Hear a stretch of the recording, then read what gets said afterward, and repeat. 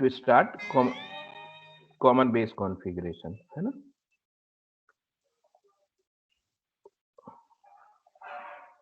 Let's see, है ना, from the figure यहाँ पे देखिए तो क्या किया है हमने, डीसी बायसिंग को अभी हमें देखना है, और एसी सिग्नल जब हम अप्लाई करेंगे तो as per the common base configuration it will amplify और not, that depends on the conclusion that we will drive here, है ना।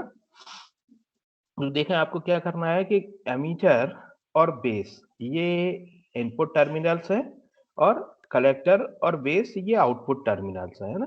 तो यहाँ पे ये एमीटर बेस्ड जंक्शन को हमने फॉरवर्ड वाइज कर रखा है और कलेक्टर बेस्ड जंक्शन को हमने रिवर्स वाइज कर रखा है ना। पीएनपी ट्रांजिस्टर है तो P is connected to positive terminal of battery, और यहाँ पे पी इज, एक minute, PNP there is little bit है ना। ये हो सकता है कि इसमें ये बैटरी टर्मिनल नेगेटिव बना रखा है but sign is not supporting, है ना। So I will change it, और 3 ही साइन बनने हैं, 4 होना चाहिए, है ना। तो I will improve it, that will the negative terminal here, है ना, एक नेगेटिव टर्मिनल हियर यहाँ डिजाइन किया जाएगा, तो आफ्टर दैट ये रिवर्स वाइज होगा, है ना। तो यहाँ से देखते हैं कि डीसी एम्पलीफिकेशन फैक्टर, अब डीसी एम्पलीफिकेशन फैक्टर क्या होगा, that will output current IC और इनपुट करंट आईई, है ना। तो यहाँ से देखें तो ये जो डायरेक्शंस है दैट इज अपोजिट, तो यहाँ पे क्या है कि alpha DC that is equal to alpha that is minus IC upon IE. That means अगर ये फैक्टर हम देखें तो as per the relation I E equal to I C plus I B, उससे देखें then I is greater than I C, तो उससे हम कह सकते हैं कि this factor will be less than 1। That means जो कलेक्टर करंट है वो कलेक्टर करंट एमीटर करंट से छोटा है, दैट मीन्स करंट गेन यहाँ पे लेस देन 1 होगा। दैट लेस देन 1 का मतलब है we will not get any current gain. Current gain नहीं मिलना मतलब क्या होगा कि ultimately when we are in need of power gain, then voltage gain अगर कुछ भी आ भी रहा है, जैसे वोल्टेज गेन ये रिवर्स वाइज वोल्टेज है, ये फॉरवर्ड वाइज वोल्टेज है, ये दोनों में वोल्टेज गेन तो मुझे मिलेगा, लेकिन अगर किसी भी क्वांटिटी को लेस देन 1 क्वांटिटी से मल्टीप्लाई किया जाएगा then it will have some less quantity, that means ultimately we will not get some power gain. So in that way we can say this configuration is not suitable for the amplification purpose, है ना। हाँ, yes, someone want to ask? Sir यहाँ बोलो minus बोलो। Sign क्यों है? हाँ देखो माइनस साइन क्यों के लिए, लग रहा है सर? अरे देखो देखो पहले स्क्रीन को देखो, minus sign indicate that I flows into the transistor while IC flows out of the transistor. तो जनरली जब हम टू पोर्ट नेटवर्क के लिए कॉन्फ़िगरेशंस देखते हैं तो टू पोर्ट नेटवर्क के लिए क्या होता है कि दोनों inside the network current should be inside the network as per the definition of the two port network. तो जब हम इसमें केसीएल लगाएंगे तो केसीएल के अकॉर्डिंग ये एक आउटगोइंग करंट और एक इनकमिंग करंट, तो उसके अकॉर्डिंग ये साइन यहाँ पे माइनस मिलेगा आपको। ये आउटगोइंग करंट है पॉजिटिव, ये इनकमिंग करंट है नेगेटिव। अगर इस करंट को आउटगोइंग को पॉजिटिव लिया है, इनकमिंग को नेगेटिव लिया है, तो आपको इस तरह का साइन दिखाई देगा। ठीक है ना, क्लियर हुआ अभी ये? टू पोर्ट पैरामीटर नेटवर्क में हो गया क्या? टू पोर्ट पैरामीटर नेटवर्क में हो गया क्या कंफर्म? आपको क्लियर हो गया क्या? टू पोर्ट पैरामीटर पढ़ लिया आपने नेटवर्क में? बताओ जल्दी, फटाफट बताओ। Yes sir. नहीं पढ़ लिया ना? तो उसमें क्या होता है कि ये टू पोर्ट लेते हैं हम इस तरह से, और टू पोर्ट में करंट कैसा होता है, इनकमिंग, दोनों साइड से इनकमिंग करंट, और वोल्टेज प्लस माइनस इस तरह से दोनों टर्मिनल्स पे प्लस माइनस इस तरह से लेते हैं। तो उसके अकॉर्डिंग जो डायरेक्शन है यहाँ पे आईसी पे डायरेक्शन डिफरेंट है, that means it should be incoming. तो बेसिकली अगर हम इस पे केसीएल भी लगाएं, आप अगर वो टू पोर्ट के कॉन्सेप्ट से ना समझना चाहें तो केसीएल के कॉन्सेप्ट से समझ सकते हैं कि IC is the outgoing current और I is the incoming current. तो आप जो भी डायरेक्शन लेना चाहें, अगर आउटगोइंग करंट को पॉजिटिव लेते हैं और इनकमिंग करंट को नेगेटिव लेते हो, then you will get some negative current here, ठीक है ना। तो ये रेशो जो मिलेगा आपको वो नेगेटिव मिलेगा। तो अल्फा यहाँ पे क्या है कि अल्फा जो है मेजर है, ये basically it is defined by the manufacturer. जो भी आप ट्रांजिस्टर लेने जाओगे तो उसके रिस्पेक्ट में अल्फा और बीटा की वैल्यू में common base configuration DC current gain and common emitter configuration DC current gain, ये सब डिफाइन होता है। उस पर पर्टिकुलर वैल्यू इसकी जो है वो मेंशन की जाती है मैन्युफैक्चरर के द्वारा। तो अल्फा आईसी क्या होता है, अल्फा आई, इन दोनों में रिलेशन यहाँ से हम फाइंड आउट कर सकते हैं। जनरली एनालिसिस में हम इसको नेग्लेक्ट करके चलते हैं माइनस साइन को। जब हम करंट की एक्चुअल वैल्यू सब्स्टिट्यूट करते हैं तब उस साइन को कंसीडर करते हैं, है ना। तो ये डेनोटेशंस हैं टू पोर्ट नेटवर्क के अकॉर्डिंग, टू पोर्ट पैरामीटर्स के अकॉर्डिंग। तो यहां से देखें I B equal to I minus I C, और आई बी बेस करंट क्या होगा, I minus alpha I, that is I equal to 1 minus alpha. तो ये करेंट्स के बीच में रिलेशंस होंगे यहाँ पे आई बी आई सी आई के बीच में। और अगर करंट एसी करंट गेन देखें that it will be minus delta I C upon delta I B, है ना। अब ना टोटल कलेक्टर करंट की बात करते हैं। तो फिर से देखें, दो पार्ट इसके कंसिस्ट होंगे। एक तो जो एमीटर से आने वाला करंट है वो, और एक दूसरा reverse leakage current, that means ICBO, as we have mentioned in the common emitter configuration ICO. तो आईसीओ एक्चुअल क्या होता है कि वहां पे कलेक्टर एमीटर के कारण जो फ्लो होता है common emitter configuration with base open, और यहाँ पे ये है collector base current with emitter open. Means इस टर्मिनल को अगर हम ओपन रखें तब भी यहाँ एक करंट फ्लो होगा जो रिवर्स माइनॉरिटी कैरियर्स के कारण करंट फ्लो होगा, and that we will know why the reverse leakage current as per the diode.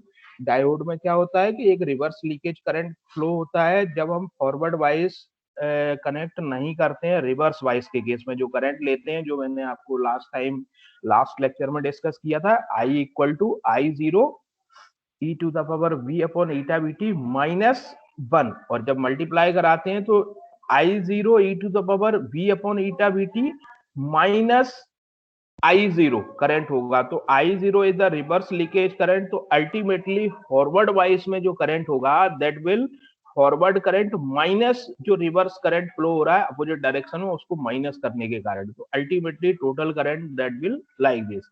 तो यहाँ इससे देखेंगे हम एक्सप्रेशन के फॉर्म में, तो दो पार्ट होंगे इसके करंट के, the current produce by normal transistor action, that is current component controlled by I. जो आई के कारण करंट फ्लो होगा आईसी पे वो होगा एक, दैट इज अल्फा आई, क्योंकि अल्फा फैक्टर से डिवाइड होगा वो, कुछ करंट जो है बेस पे भी जाएगा, है ना। तो और दूसरा है I leakage, this current is due to the motion of minority carriers, है ना, माइनॉरिटी कैरियर्स अक्रॉस बेस और कलेक्टर जंक्शन के कारण। तो I C equal to alpha I plus I CBO, majority के कारण करंट और माइनॉरिटी के कारण current. This is the equation number, जो भी इक्वेशंस आपके सीक्वेंस में चल रहा है। तो आईसी को प्लस अल्फा आई की जगह मैंने आईसी प्लस आई बी रख दिया है प्लस आईसीबीओ। तो IC 1 minus alpha is equal to alpha I B plus ICBO, और आईसी इक्वल टू इस इक्वेशन को मैनिपुलेट किया है तो alpha upon 1 minus alpha I B plus 1 upon 1 minus alpha ICBO, और अल्फा और बीटा के जो रिलेशंस हैं उनको सब्स्टिट्यूट कर देते हैं। तो IC equal to beta I B plus 1 plus beta ICBO, है ना। तो ये रिलेशंस मुझे मिलेंगे यहाँ पे। ये रिलेशंस कैसे हैं, इन रिलेशंस के बेसिस पे कुछ क्वेश्चंस आते हैं। जो क्वेश्चन हम देखने जा रहे हैं वो इन्हीं रिलेशंस के बेसिस पे है, आईसी और आईबी के बीच में, है ना। तो we can see that a transistor has an IC of 100 milliampere and IB of 0.5 milliampere. What is the value of alpha DC? तो देखें I equal to IC plus IB 100 plus 0.5 को add कर दिया तो 100.5 milli ampere हो गया। Alpha DC equal to IC upon IE, that is 100 upon 100.5, ठीक है। तो ये हो गया 0.995, लेट्स वेट 2 मिनट, है ना, there is a disturbance due to vehicle, कचरा गाड़ी।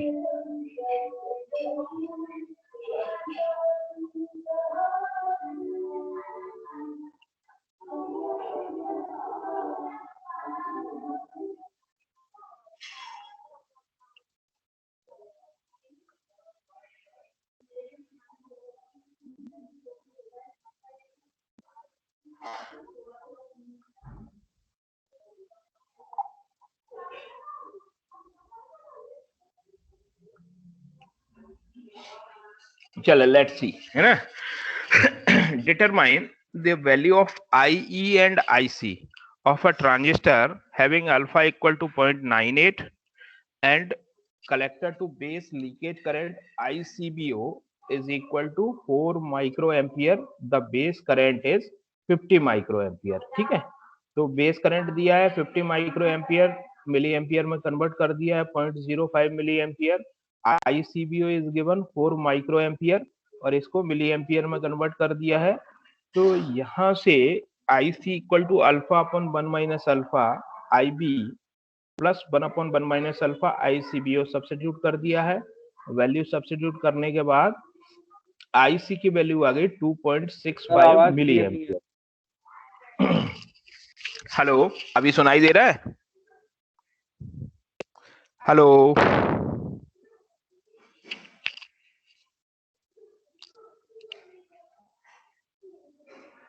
Hello, yes sir. हाँ, आप सुनाई दे रहा है? Yes sir. ठीक है, चले अब कंटिन्यू कर रहा हूं मैं, है ना। Now I equal to IC plus IB 2.7 milliampere, है ना। तो इस तरह के कुछ सिंपल से क्वेश्चंस होंगे, सिंपल मैथमेटिकल कैलकुलेशन होगी उनमें, वो देखना है आपको। तो कॉमन इमीटर में देखा हमने कि कॉमन इमीटर में we are getting some voltage gain, we are getting some current gain, है ना। तो जनरली जो एम्पलीफायर का क्राइटेरिया होता है, एम्पलीफायर का क्राइटेरिया ये होता है कि there should be some voltage gain, there should be ideal जो एम्पलीफायर के लिए there should be infinite voltage gain, infinite current gain, दोनों इनफाइनाइट होना चाहिए। Input resistance should be infinite but output resistance should be zero, है ना। तो ये क्राइटेरिया में देखेंगे तो हमने यहाँ पे देखा कि कॉमन इमीटर कॉन्फ़िगरेशन में वोल्टेज गेन भी मिल रहा है, करंट गेन भी मिल रहा है ना। अभी कॉमन बेस कॉन्फ़िगरेशन में वोल्टेज गेन तो मिलेगा लेकिन करंट गेन नहीं मिलेगा। अब now we are seeing common collector configuration, है ना।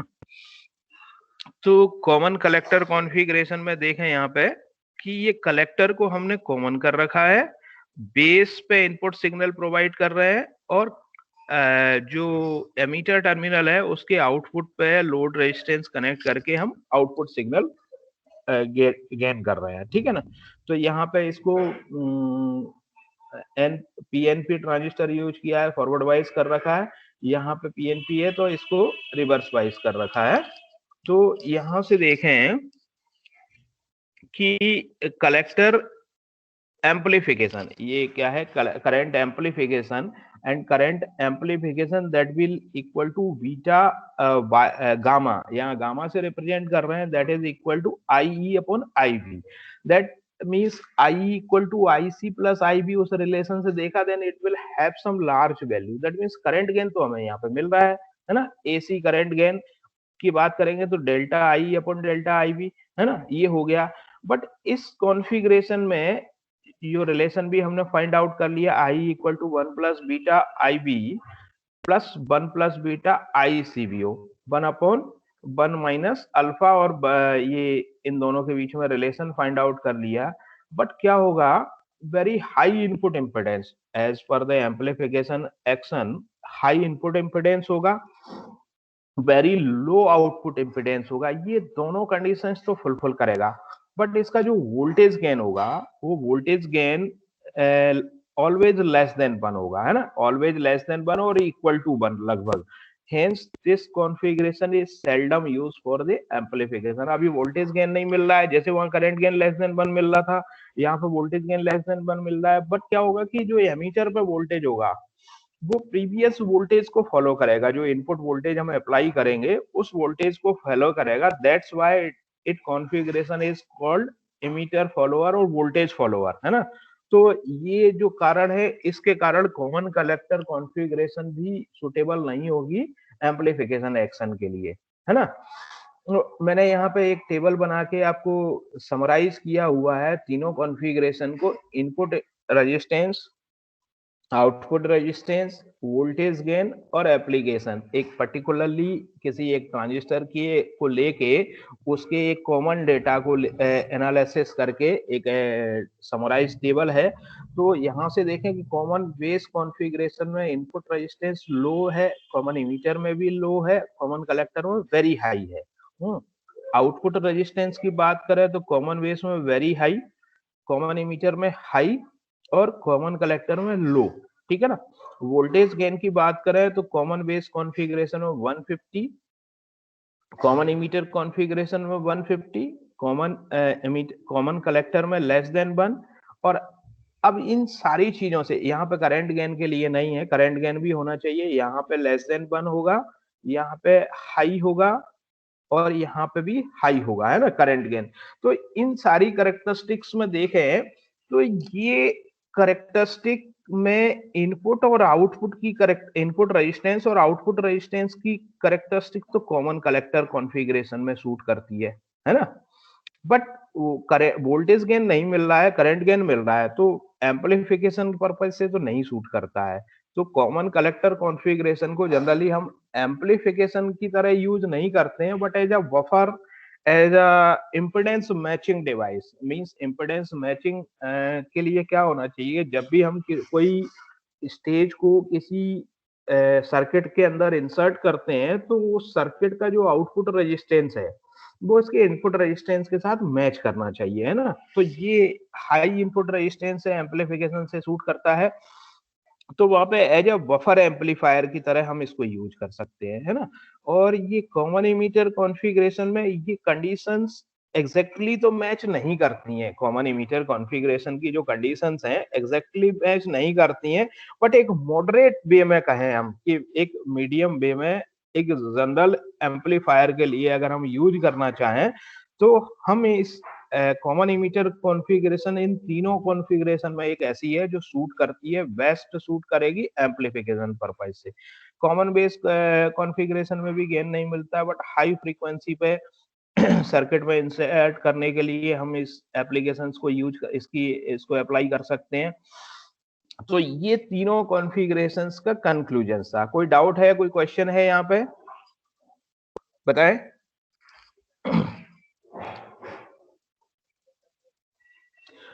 सर बोले ये वोल्टेज गेन कैसे चेक करते हैं? हाँ, क्या बोल रहे हो आप, फिर से एक बार रिपीट करो।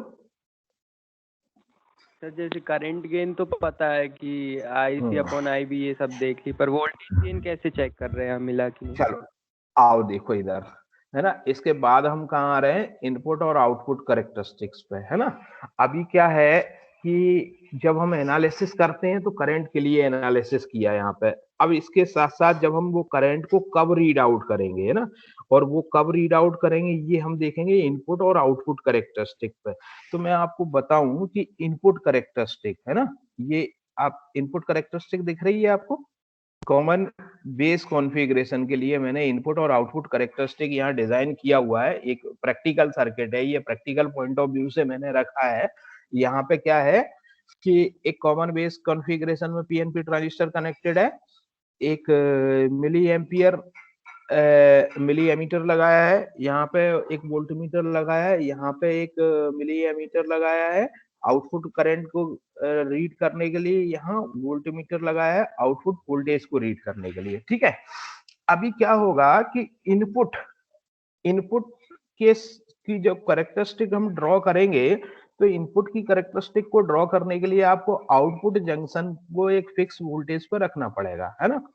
फिक्स वोल्टेज पर रखना है, दैट मीन्स आउटपुट में क्या है, वीसीबी, है ना। वीसीबी जो वोल्टेज है दैट मीन्स आउटपुट वोल्टेज है, इसको आपने फिक्स रख दिया है, वाइसिंग कर दी है इसकी, इसको रिवर्स वाइज रखा। मान लीजिए कि पहले आपने कोई भी रिवर्स वाइज वाइसिंग नहीं करी है, ठीक है ना। तो ये जब रिवर्स वाइज वाइसिंग नहीं की है तब आपको at a certain voltage 0.7 volt 0.3 volt silicon और जर्मेनियम के लिए जो रेटिंग होती है उसके अकॉर्डिंग आपको यहाँ करंट फ्लो होना स्टार्ट हो जाएगा। अगर हम ये रिवर्स वाइस वाइसिंग बढ़ा देते हैं इसकी, है ना, रिवर्स वाइसिंग वाइस ये बढ़ा देते हैं, that voltage will be in the negative, क्योंकि ये बैटरी जो है हमने नेगेटिव रखी है, ये बढ़ा देते हैं। तो बढ़ाने के साथ साथ इसका ये जो जंक्शन है ट्रांजिस्टर का, एमिटर बेस जंक्शन, ये अर्ली कंडक्शन करना स्टार्ट कर देता है ना। तो ये पहले से स्टार्ट कर दिया, यहाँ से स्टार्ट कर दिया, और हमने बढ़ाया तो और जल्दी स्टार्ट कर दिया। अब जब आप एमीटर करंट को रीड करोगे ना, उस समय करस्पॉन्डिंग वोल्टेज को भी रीड करोगे, इनपुट वोल्टेज। क्लियर है? कौन ये क्वेश्चन किसने पूछा था? शुभम, यू हैव आस्क्ड, है ना, गेन के बारे में, ठीक है ना। तो यहाँ पे जब आप ये करंट के लिए एनालाइज कर रहे हो तब आप करस्पॉन्डिंग वोल्टेज भी मेजर करोगे, डेफिनेटली करोगे कि नहीं, है ना। VI कैरेक्टरिस्टिक के अकॉर्डिंग जब आपने करंट को मेजर किया है तो आप वोल्टेज भी मेजर करोगे। तो कहने का मतलब ये है कि सिमिलरली आउटपुट कैरेक्टरिस्टिक की जब हम बात करेंगे तो आउटपुट कैरेक्टरिस्टिक में भी आप एक बार मैं आउटपुट भी दिखा देता हूँ, है ना। तो आउटपुट कैरेक्टरिस्टिक क्या है? IC और VCB के बीच में प्लॉट की गए, बट करस्पॉन्डिंग इनपुट टर्मिनल्स पे करंट के साथ साथ, है ना। तो इनपुट टर्मिनल्स पे पहले 0 एम्पियर लिया है आपने, फिर 2 मिली एम्पियर लिया है, फिर 4 मिली एम्पियर लिया है।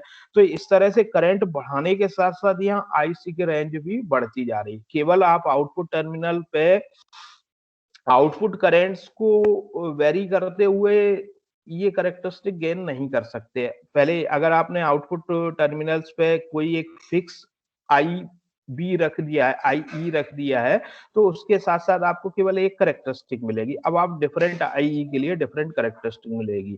तो जब हम एनालाइज कर रहे हैं IB के लिए, फिर आउटपुट पे IC गेन कर रहे हैं, इन दोनों को एनालिसिस कर रहे हैं, तब आप इसका करस्पॉन्डिंग वोल्टेज भी देखोगे, है ना। तो ये बेसिकली जो वोल्टेज मिलेंगे उन पर्टिकुलर कैरेक्टरिस्टिक के अकॉर्डिंग, जो जिसके लिए हम करंट के लिए एनालिसिस कर रहे हैं, आपको वोल्टेज भी मिलेंगे, और उन वोल्टेज के करस्पॉन्डिंग जो हम ग्राफ मुझे रेंज मिलेगी, वो रेंज ये डिफाइन करेगी कि आपको गेन मिल रहा है या नहीं मिल रहा है। तो एक जनरल जो मैंने आपको बताया था कि एक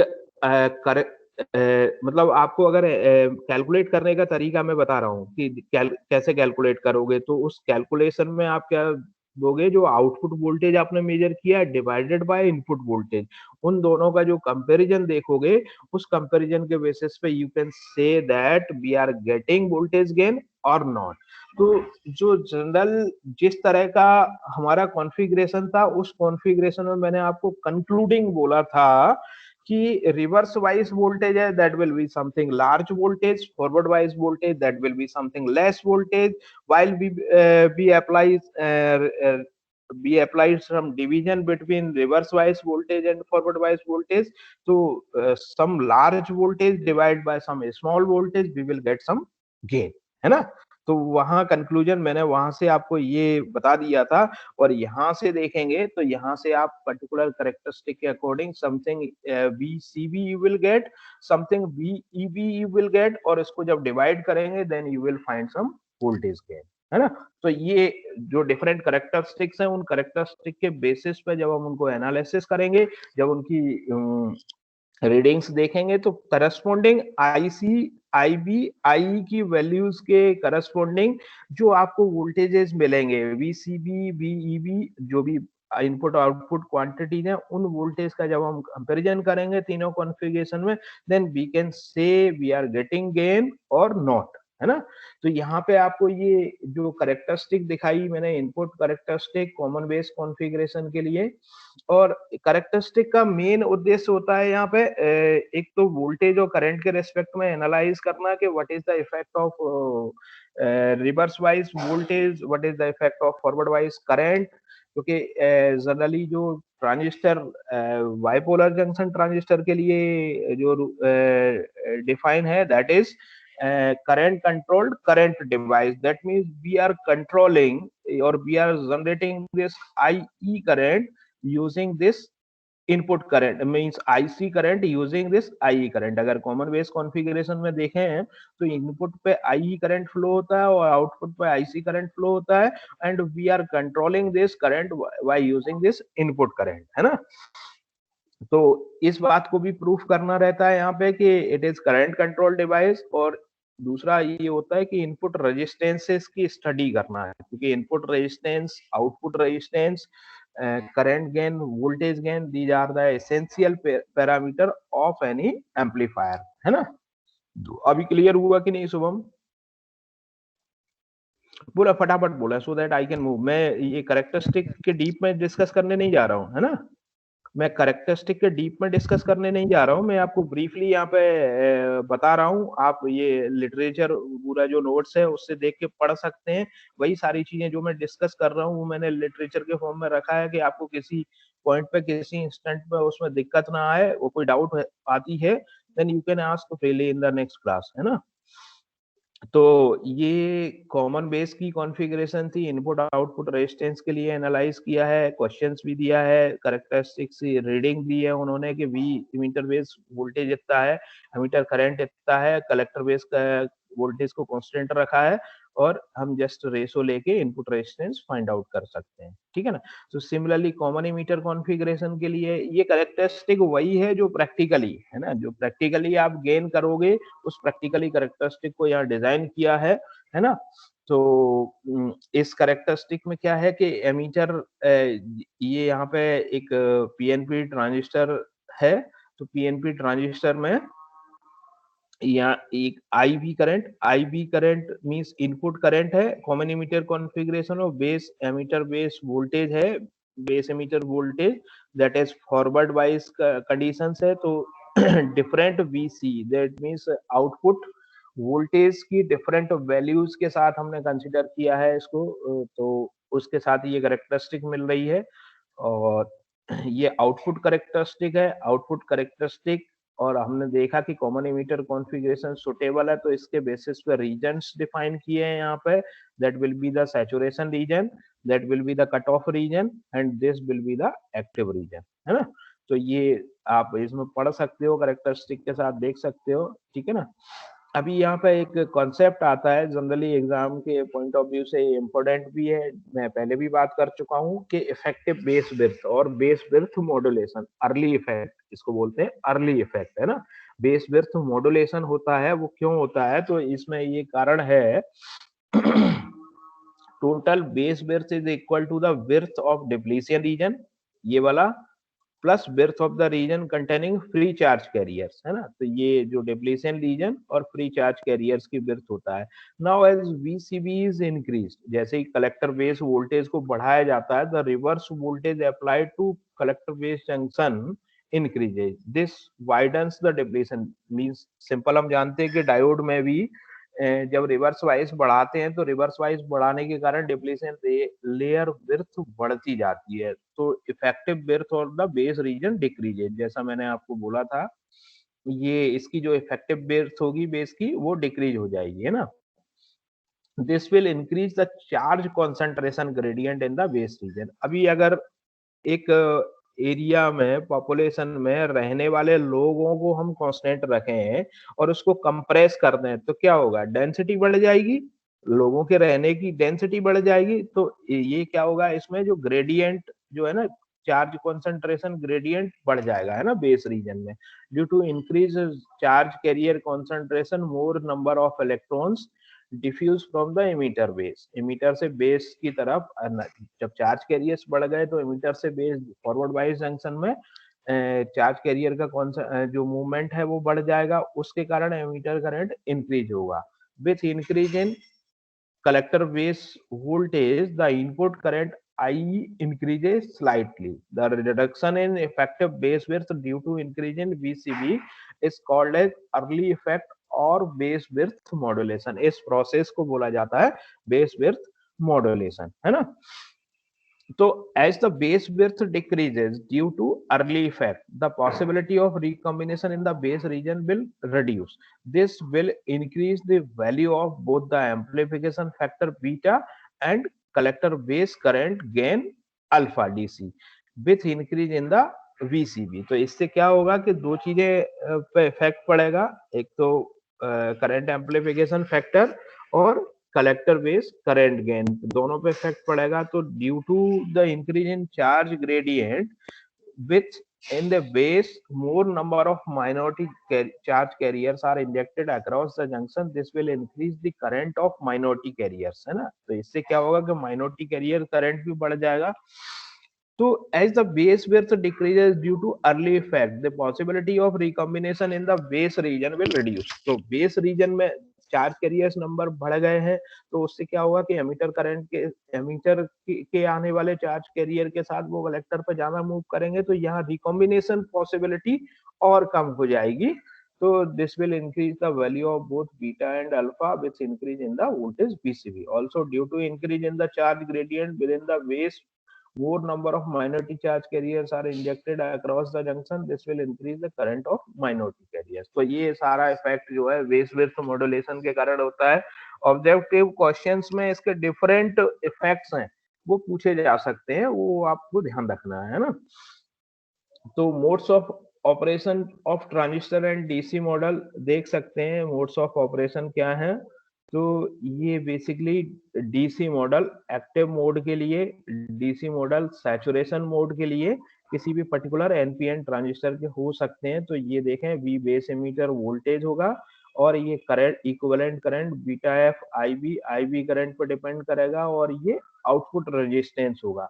So generally, this model is similar like the H parameter model that we will discuss in the next unit। उसी के टाइप का होता है, बट इनपुट रेजिस्टेंस नहीं होता है। यहाँ पे बेस एमीटर एक्टिव मोड का जो वोल्टेज है वही हम शो करते हैं।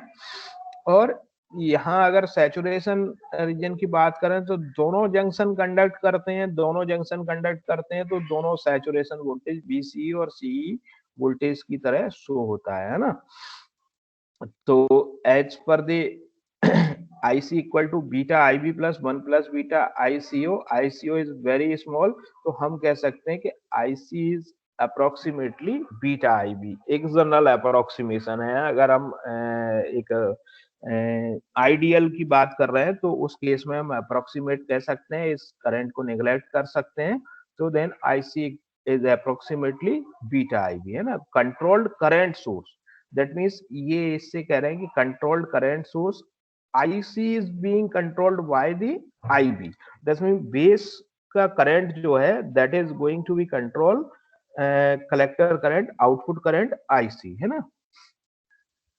तो बेस एमिटर जंक्शन फॉरवर्ड वाइज होना चाहिए और फॉरवर्ड वाइज के साथ साथ कट इन वोल्टेज से ऊपर हम ऑपरेट कराएंगे तब कंडक्ट करेगा।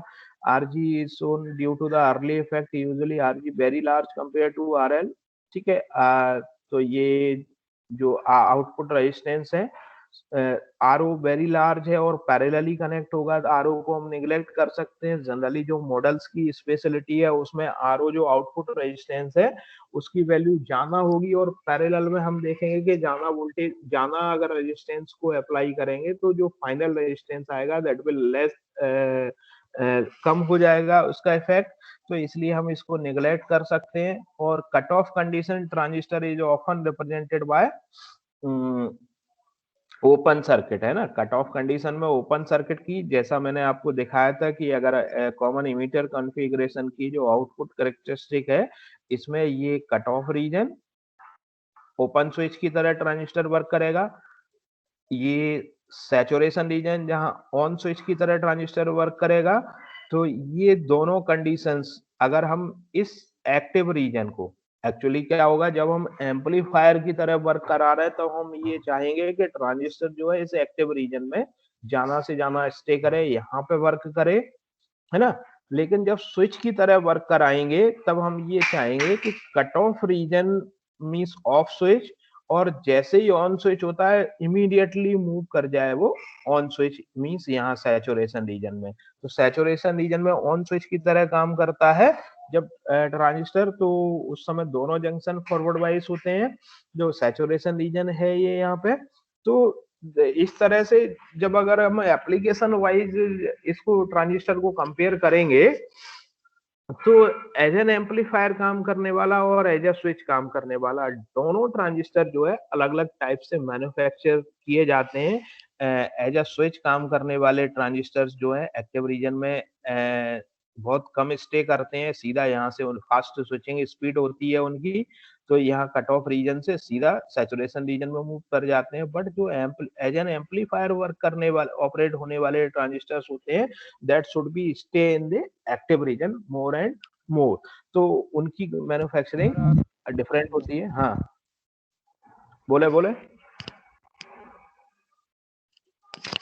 हेलो, कोई कुछ कहना चाह रहा था क्या?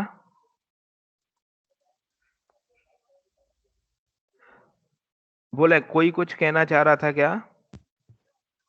सुनाई दे रही मेरी आवाज? हेलो, आवाज आप क्लियर नहीं आ रही।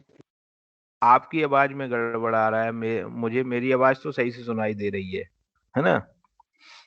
आप, हाँ, तो नेटवर्क हो सकता है कि आपके साइड से गड़बड़ हो। बाकी कोई दूसरा, कुमकुम कुमकुम,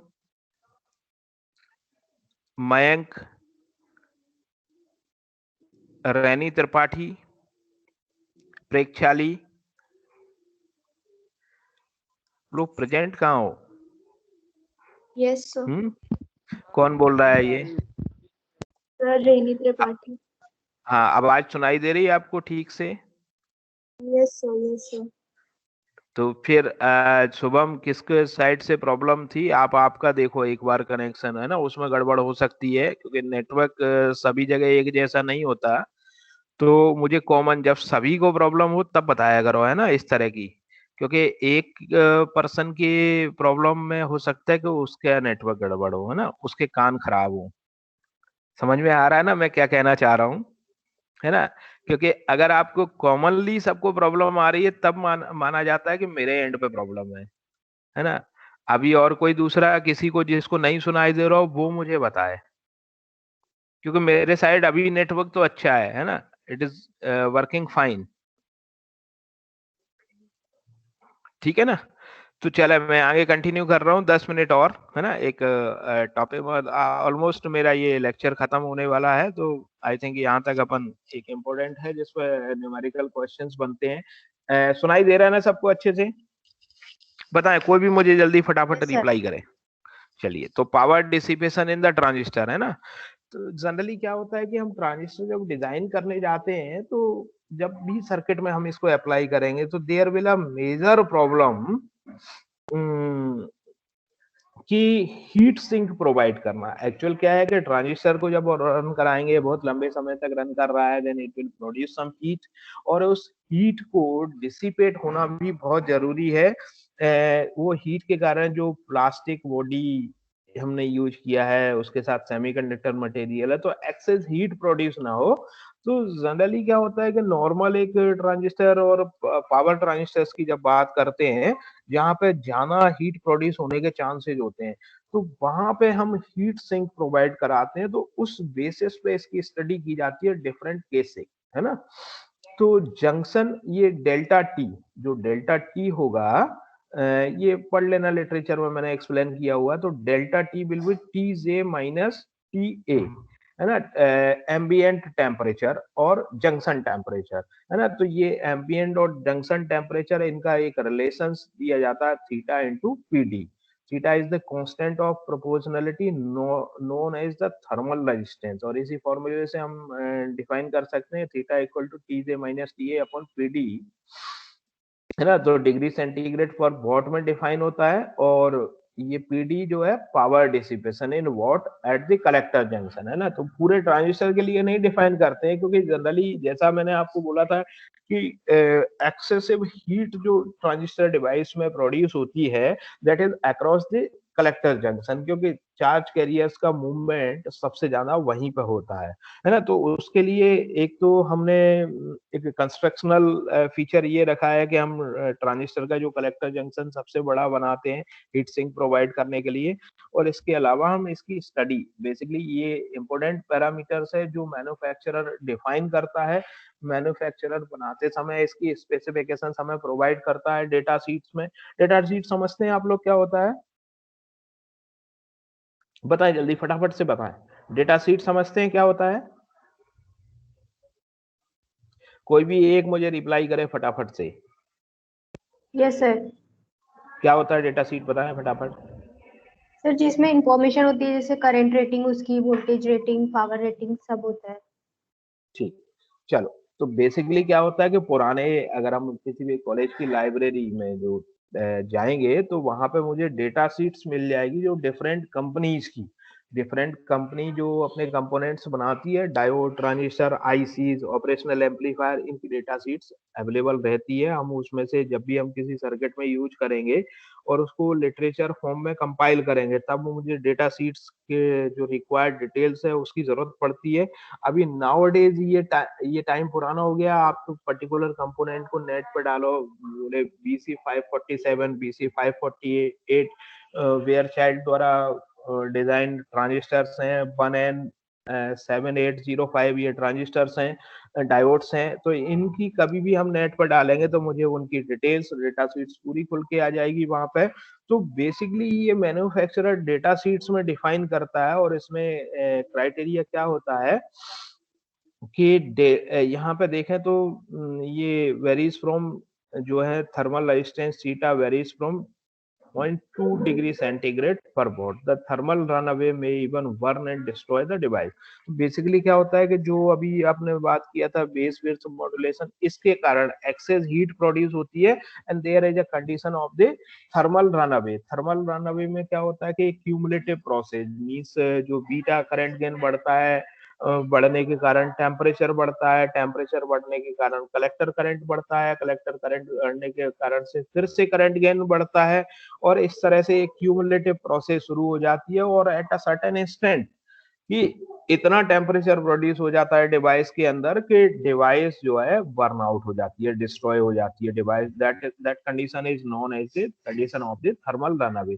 तो इसको अवॉइड करने के लिए हमें जो रेट है ना, क्या होना चाहिए, the required condition to avoid thermal runaway is that rate at which heat is released at the collector junction must not exceed the rate at which the it can be dissipated, or it is given by del of PC by del Tj is less than del PD upon del Tj, है ना। That means ये collector junction पर produce होने वाली heat है और ये dissipate होने वाली हीट है, तो that should be less then this, है ना। तो इसको रिलेट किया है डिफरेंशिएट करने के बाद, और ये 1/थीटा ऊपर वाली इक्वेशन को डिफरेंशिएट कर दिया, उससे कैलकुलेट किया है।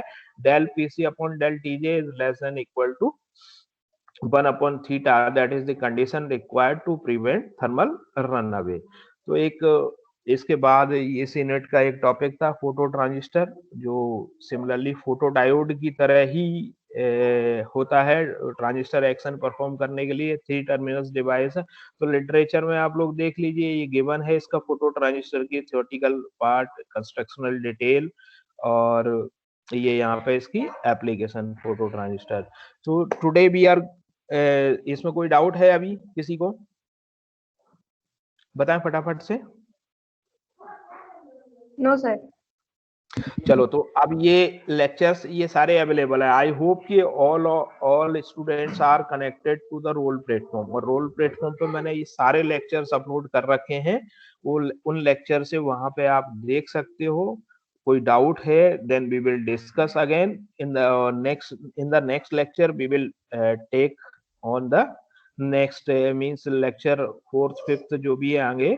इसके बाद हम यहाँ वाइसिंग पे बात करेंगे ना, ऑपरेटिंग पॉइंट के बाद ट्रांजिस्टर की डिफरेंट वाइसिंग, ट्रांजिस्टर के एक्शन जो हमने एम्पलीफिकेशन देखा, अभी ट्रांजिस्टर वाइसिंग देखेंगे, डिफरेंट टाइप की biasing, collector bias, emitter bias, voltage divider bias, इस सब पर डिस्कस करेंगे। That is the last part of the second unit. है ना। तो पढ़ते रहिए आप लोग, है ना, पढ़ने के साथ साथ जो भी डाउट्स हैं उनको नोट करते रहिए, we will discuss in the class, है ना। ठीक है, और कोई डाउट, कोई प्रॉब्लम्स अभी? आई होप कल, हाँ सर टेस्ट में कितना सिलेबस आएगा पूरा? पूरा कंप्लीट अप टू 1 to, मैंने आपको रोल प्लेटफॉर्म पे मेंशन कर रखा है, ठीक है ना। तो सभी पढ़ना है अब आपको 1 to 5 यूनिट, ठीक है। और दूसरा ये है कि जो लोग अपने फर्स्ट 2 मिड सेम से सेटिस्फाई है, तो जरूरी नहीं है कि उनको थर्ड मिड सेम देना जरूरी हो, आपकी चॉइस है, आप आपकी तैयारी को चेक करना चाह रहे हैं, अपीयर हुई है, no problem, you are welcome. But अगर if you are satisfied with last 2 mid sems, then you are exempted for third mid sem. Best of 2 का एवरेज होगा आपका मिड सेम का रिजल्ट, ठीक है ना। चले, और कोई डाउट, कोई problem?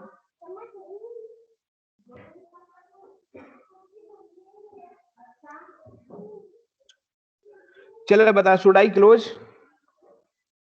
Yes sir. Then okay, thank you.